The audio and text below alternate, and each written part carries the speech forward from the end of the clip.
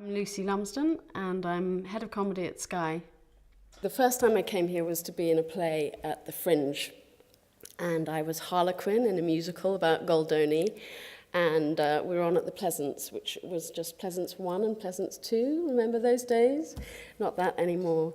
It's a very exciting moment when Rowan Atkinson came to our show, and he sat in the front row and he stayed for about 6 minutes before walking out. But we didn't care. It was probably a bit rubbish. Talk us through your memories, your key memories, the kind of stick-out moments for you of your time as a student at Edinburgh. The thing I really fell in love with was the theatre, and finding the Bedlam Theatre was probably one of the best things I did.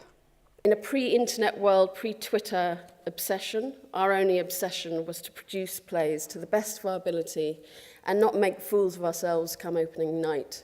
We were given incredible opportunities, like taking Oh, What a Lovely War to Heidelberg to frighten the Germans. Actually, I remember almost being arrested coming back from Heidelberg with our prop rifles, and they thought they were the real thing, and we got stuck there for quite some time. It's quite frightening. And Donald Mayne's play, The Dutiful Easy, which we took to the Tron in Glasgow, I actually still have no idea what that play was about, even though I was going out with the writer, but I thought it was really uncool to ask him. How do you think the experience of being a student at Edinburgh shaped you? It shaped me completely, I think. I think my degree to a certain extent was history of art, but I think I figured out quite quickly that wasn't going to be my career. So being able to have that opportunity to put on plays in the theatre whenever we wanted, to feel very responsible for that theatre. It wasn't like there was someone we could fall back on. We took it terribly, we took the job of having fun very, very seriously. So I look back at that time and think that was really where my career in the entertainment industry started.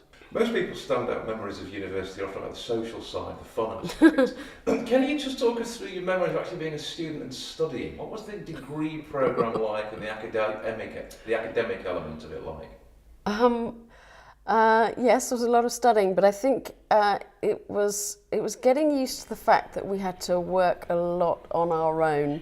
It took some time, and that's why that fourth year is quite good, because my first year, I think, fresh out of school, it's quite a culture shock to realise that you have to be responsible for doing all the work involved to deliver that essay.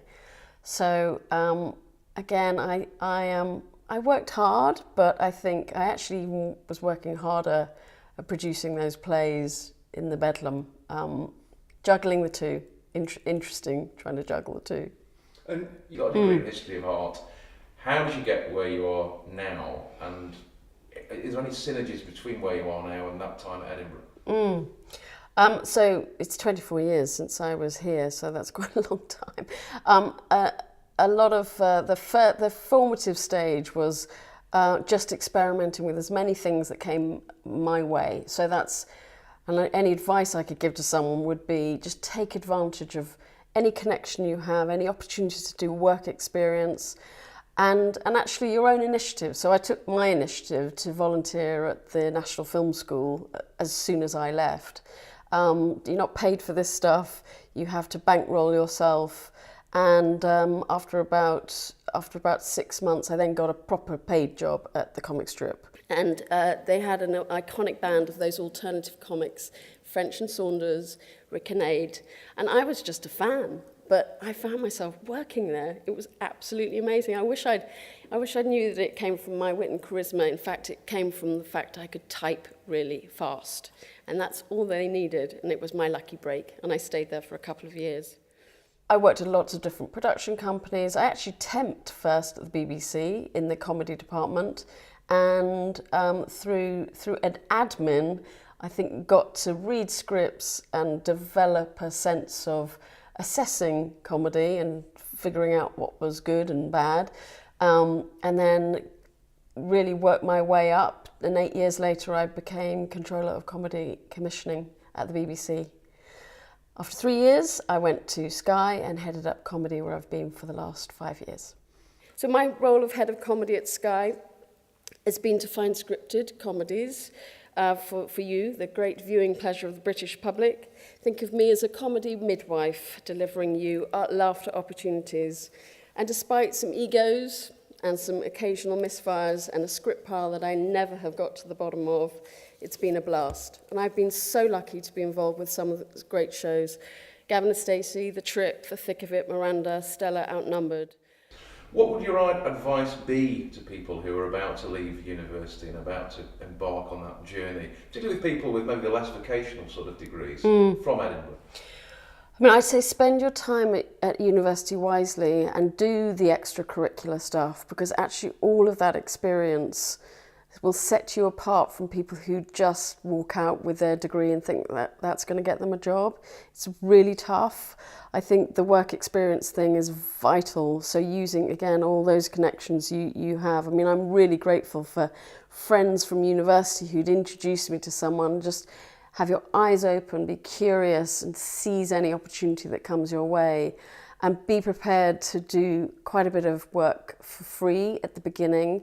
And if you just play your cards right and you work hard and you make sure you make the most of every opportunity, it should come good, because good talent will get spotted. So thank you so much for inviting me. Thank you for listening. Thank you, Edinburgh University. You continue to inspire me. Even 24 years on, you've given me great friends who I continue to work with. I wear you like a badge, as I do my comic heroes. This year I'll be here for August, not to paint the Bedlam toilets, but to chair the Foster's Edinburgh Comedy Awards. So I return to where it all started.